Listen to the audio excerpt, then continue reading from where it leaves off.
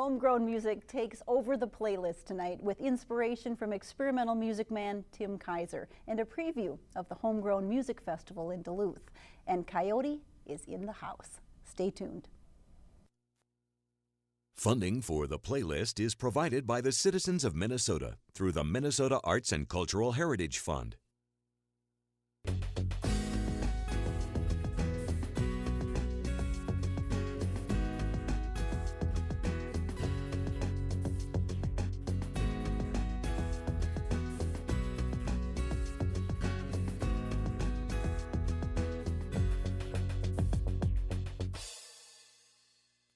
Tonight we've got a show officially or unofficially dedicated to homegrown music, so there's no better way to get started than with a song off the top. Please welcome Duluth's own Coyote.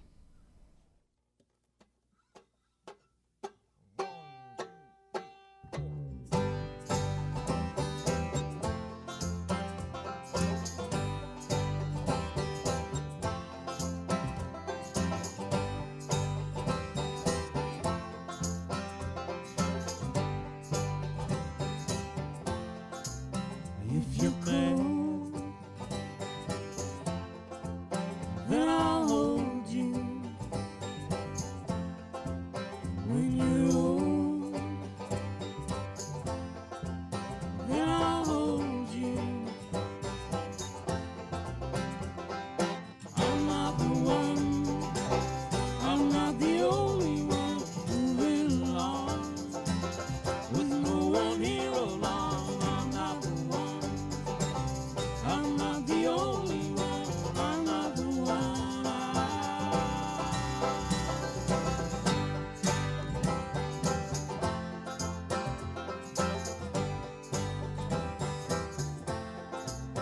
If you're mad, then I'll hold you. When you're sad, then I'll hold you, I'll hold you. I'm not the one, I'm not the only one moving along with no one here along. I'm not the one, I'm not the only one, I'm not the one.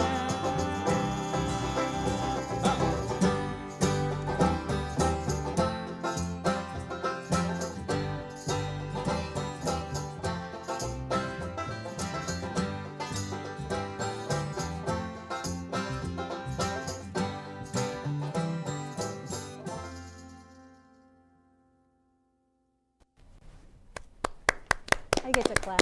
Woohoo! Fantastic. Coyote is playing Wednesday night, 8 o'clock at Amazing Grace. That's their slot in Homegrown. And we'll hear more music and meet the band in just a few minutes after we get the lowdown on the Homegrown Music Festival from two of the architects. With me is Shayna David Massett and Paul Lundgren. Welcome, both of you. Nice to be here. When you think of Homegrown, it is huge, and it's 150 bands in 8 days. Okay, that seems like, how do you do that? It's an endurance test. Yeah, people train for it. They spend all winter getting ready for the big Homegrown Music Festival. It's 8 days, and like you said, 150 bands. I don't know of another music festival out there with that many acts that are connected to the local music scene. It's certainly extraordinary. I mean, just organizationally, you guys, how do you pull it off? A lot of thinking in terms of gigantic dry erase boards with Sudoku puzzles on them is the easiest way to think of it. It's kind of fun. If you like that kind of problem solving, then it's really fun. If you don't like that kind of problem solving, you don't do it.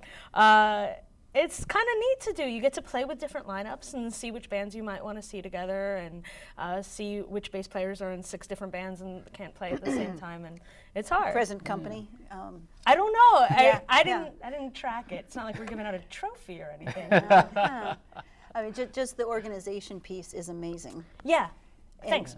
Yeah, I mean, it's amazing that you can pull this off. And what does it say about the Duluth scene, the music community in Duluth, that you have not just 150, but there were some people who didn't even make it in the lineup? I think it says that people who live in Duluth are dedicated to seeing live music, and it says that people in Duluth are dedicated to playing live music. Or perhaps that there's just not enough people with real jobs. I think it also says, I think it definitely says that, yeah. One big question I have, how in the world do you plot your course through, you know, I mean, you have how many venues? How do you decide where to go? What's your advice? I like the idea of people planning their routes so that they can kind of show hop. They can, you know, maybe even leave a little bit early from one set and walk just a couple of blocks or take the trolley just a little bit and see another show. I think planning it out for convenience and also the venues that you like to go to, the venues that you haven't been to but have wanted to go to before. I think that's a neat way to do it. Yeah, a lot of people have been known to make their own little cheat sheets. You know, they'll study up on who's playing where and try to figure out their route in advance. And I have done that myself, and I don't recommend it. It never works out. You're just going to end up, you know, jumping on the trolley and randomly showing up at weird places. So, you know, you might pick 1 or 2 shows that you really want to see, and the rest of it just Pace let it come yourself. as it- Yeah, that's all. The trolley, I haven't experienced that mode of transportation. So do you have much control over where it's going to drop you off? You know, Well, hang on. yeah, it does the rounds, and you jump off, you know, at the venue of your choice. So Okay. To it does just spin around and the trolley Okay, is just nothing part magic. of the. Nothing- well, okay. it is kind of magical. But. The trolley is just part of the Friday and Saturday night of the festival, which is all in the downtown area, with the exception of Beaner's in West Duluth. The trolley doesn't go out to West Duluth; it just circles the downtown venues throughout the night. And if you're interested in that, in the field guide, there's a little trolley map on the 2nd or 3rd page that can help you figure out where the trolley stops are, and that's sponsored by the Greater Downtown Council, who wants to keep people downtown and riding trolleys. Yeah, and bands volunteer for this. Bands compete for this. Bands play kickball for this. Bands live for this. I think is an easy thing to say. Yeah, it's kind of the Homegrown is kind of the musical New Year around Duluth. You know, that's when it's the one event that everybody looks forward to the most. It's going to be a great time, and I know there's more than music. Is there? So we have more to talk about. There's more to music than Homegrown, more than music to the Homegrown Festival. Last year, some filmmakers got into the act. Here's a sample of a Homegrown music video made by Mike Schultz to a song by Father Hennepin called I Like It in Duluth. I've been all around the world, I've even been to the tropical lights with native girls in the long dark curls that wear nothing but a smile. And I've been across the ocean in a butch box canoe, rode on the noggin in a 222, and to tell you the truth, I like it in Duluth. We get summer here, 2 weeks in July. The rest of the time, it's cold and rainy and snow falls all the time. But where we'll see the entire nation, you get cheaper refrigeration. To tell you the truth, I like it in Duluth.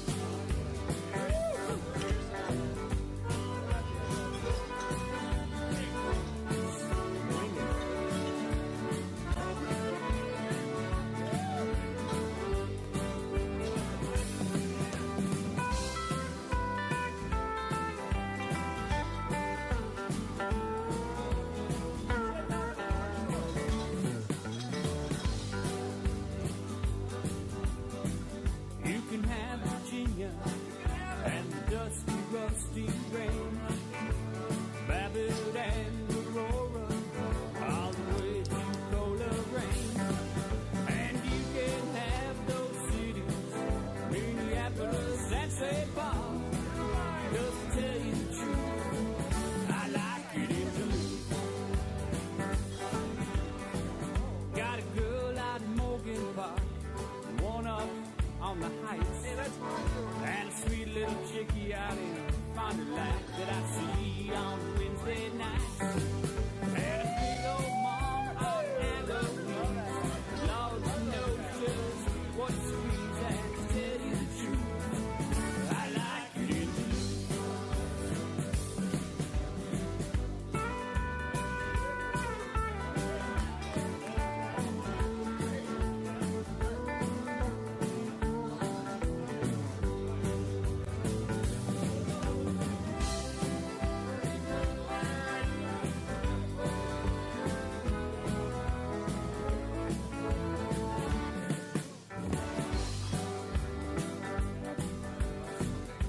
I've been all around the world. I even been to tropical islands where the native girls in their long dark curls, they wear nothing but a smile.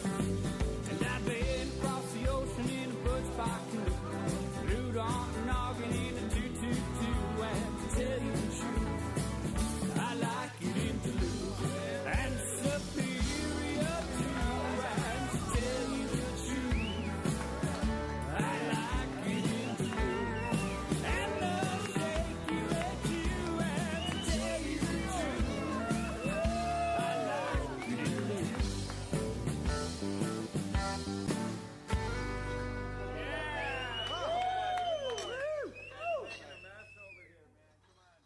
The screening for this year's Homegrown Videos is Monday night at the Harbor City International School. And there's a lot of great things besides music going on. They're doing a photography exhibit just before, an opening before There's the a screening. official homegrown photography exhibit on Monday. Monday at Harbor City, at I Harbor think, City. And then on Thursday, there's another photography exhibit at Pizza Luce. which is kind of fun. And Paul, you and I have talked about the poetry and the comedy that are also part of Homegrown this year. Right, yeah, and that takes place, all of this is on Monday night kind of running together, so the video festival starts at 8 o'clock, and around 9:30 or so there's also a screening of a documentary that was made about last year's Homegrown. And at the same time that that's going on, up the street, poets will start reciting some of their works at Teatro Zaccone, and Renegade Comedy Improv will be performing after that around 10 o'clock. Okay. So, In the interest of transparency, Paul happens to be one of the poets, so if you want to hear his poem in person, which is way better than hearing it on television, you get to go down and listen to it. So thank you. Thank you both for coming in and talking up Homegrown. We'll be right back after this. I'm David Hodges, curator at the Duluth Art Institute. We're here in the corridor gallery of the Art Institute, and coming up on Tuesday from 5 to 7 p.m. is the opening for the Emerging Photographers Exhibition 2010. Most of these artists or these photographers are students at UMD, students whose work isn't really student work, it's competing on a professional level, and we're giving them the opportunity to show what they've done. Please welcome back Coyote.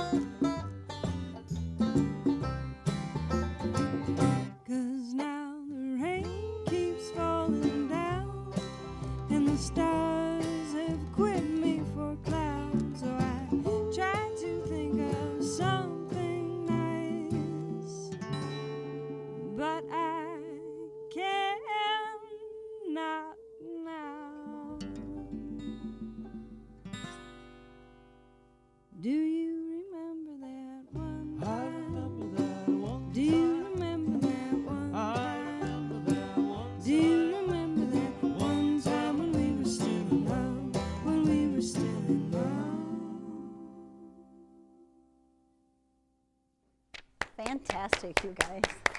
That is awesome. Thank you very much. Thanks for being here. I know how do you guys prepare for Homegrown? Do you rest up for a week beforehand, or how do you do it? Ideally, but I don't know if it ever works out that way. Yeah. Mark, you are the booking agent for Coyote. I guess so. Do you want to introduce your band? Absolutely. Miss Jerry Small here on the guitar and singing, Mr. Brian Lefty Johnson on the percussion, and Mr. Matthew Mobley on the bass. Fantastic. Now, who writes the music in this crew? It depends on the song. That last song was written by Miss Jerry Small. Fantastic. And the one before that by Mark Gartman. That's right, before the commercial break. So tell me a little bit about how Coyote formed. How did you guys, I mean, you're all talented musicians. How did this group form? Well, I would say the very beginning of working with Mark was actually, he was working on an album for another band of his some years back. And another friend put us in contact with each other. So I sang some harmony a little bit on those songs. And then my memory is that Mark was, listening to a lot of like Gillian Welch, Dave Rawlings stuff, and thinking about a project like that. And so we weren't actually talking about a band right off the bat, but we decided that we would team up for a record, and just kind of go from there, and each write some of the songs. So I have at least one CD, but there's two or more out there. So that very first one was that initial project for us. And how has it changed? Well, then when we decided to make the second record, the initial thought was I thought we needed to do something different, because I thought we had achieved what we intended to do with the first quite well, which was just sort of a duet with a little bit of et cetera thrown in. And I've been playing with these guys, and we demoed some songs here in town, and then went up to the range to record with Mr. Rich Mattson in Sparta, and just did it totally live with the four of us. Took half a day, whatever, and it just, I remember at one point Rich said, do you want to come and listen to it? I'm like, no, I'm sure everything's fine. Let's just make the record. So it came together very quickly. That's fantastic. Well, it tells me what kind of musicians you are, because you can all play pretty freely together and individually. Tell me a little bit how this developed for you. They just said, hey, Matt, come on over? Pretty much. I was invited to play with these guys. I've been playing in too many banjos with Mark already, and it was last Homegrown that I think was my first show with Coyote at the Zoocone. It was a nice show. How do you prepare for this sound? Is it different? One note at a time, I guess. I don't know. Yeah. Brian, thoughts? You play with how many other bands? Well, technically, just two other bands, but they also incorporate these two individuals here. I just love the freedom, and these guys have great songwriting, and they don't really have any specific parts for any of us. We just all get together and create one complete sound, I guess. It's very nice. It's a beautiful sound. So one word of advice for anyone going to Homegrown, what would you tell them? What's the strategy that works? Look at the descriptions in the pamphlet. I bet the band descriptions is a good way. 150 bands, you're probably only going to know about maybe 15, 20 of them. So I would say, read the bios. See what It speaks to you, Yeah, I guess. speaks to you exactly. And I'd say sleep is for sissies, I guess, next week, because you guys are going to be In all general, over. I think actually that's a good Yeah, philosophy. exactly. So if you want to hear more from these guys, you can listen. Their Homegrown gig is Wednesday night at Amazing Grace, 8 o'clock. And if you can't wait till then, you can go to Harbor City on Sunday and hear them as part of the Poetry Slam. So lovers of experimental music already know Tim Kaiser. He's an innovative musician in Duluth who builds all of his own instruments. With relays and recycled electronics, he creates atmosphere by layering his one-of-a-kind sound. Here's a playlist introduction to Tim Kaiser.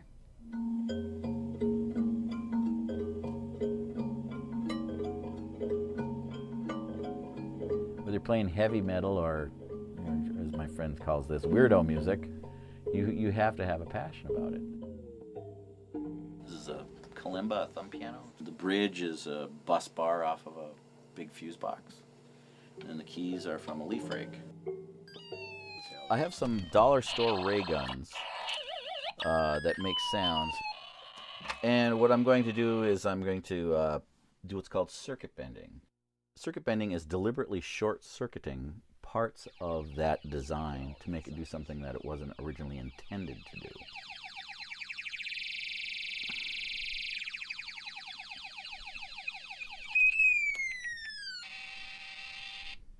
So that's what circuit bending is.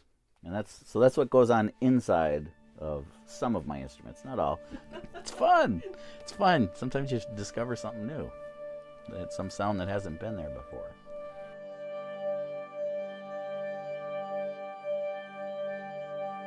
And I usually start with, I come up with a sound I like, I loop it, and then I just start adding more loops to it, and I like overlapping layers, and that's how I make music.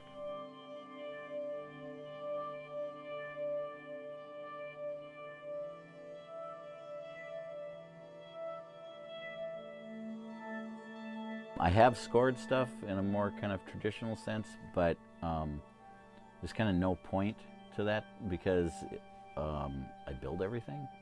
It's not like I could hand a score to somebody and they could go, oh, well, we'll play the electronic prayer machine number 3 along with the Comet harmonizer delay and the Metzger escape mechanism.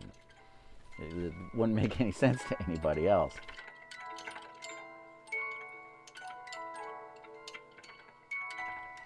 I love the sound of this thing. And of course, this one features the superfluous lamp and pointless analog gauge as well. This is a type of a theremin. I've made bunches of theremins. This one is fairly sophisticated. This one uses infrared. Nice and fat.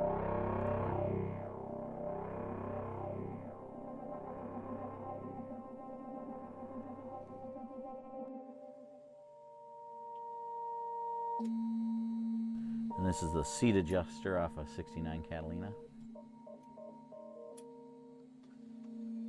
I like this because you can get some kind of spooky sounds out of it.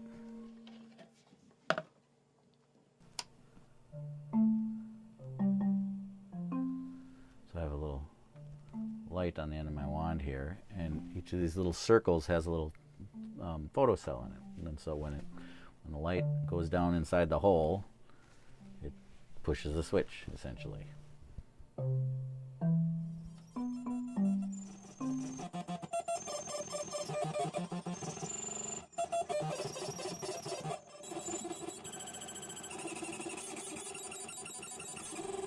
So that could get annoying.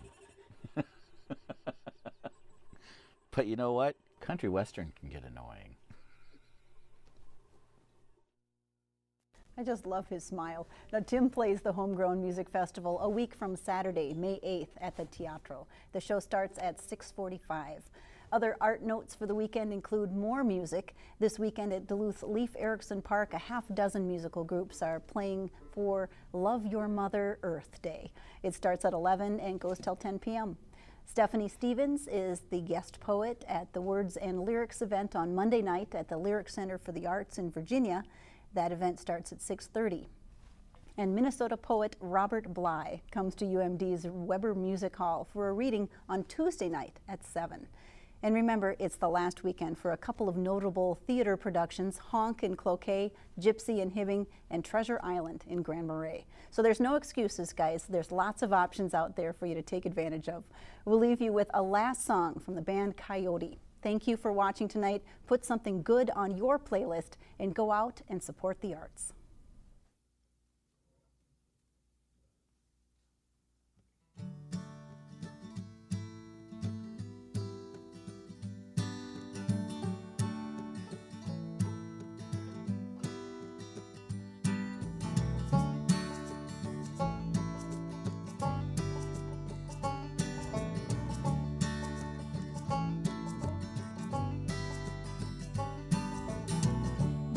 To say goodbye,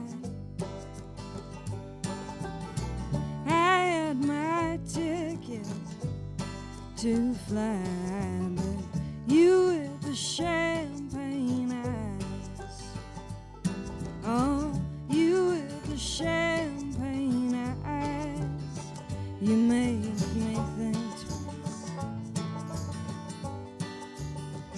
You make me think twice,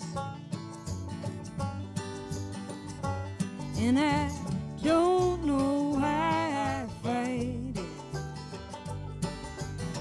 I think for once what I want is right. Still I lie awake at night. Oh, I lie awake at night, and I can't decide.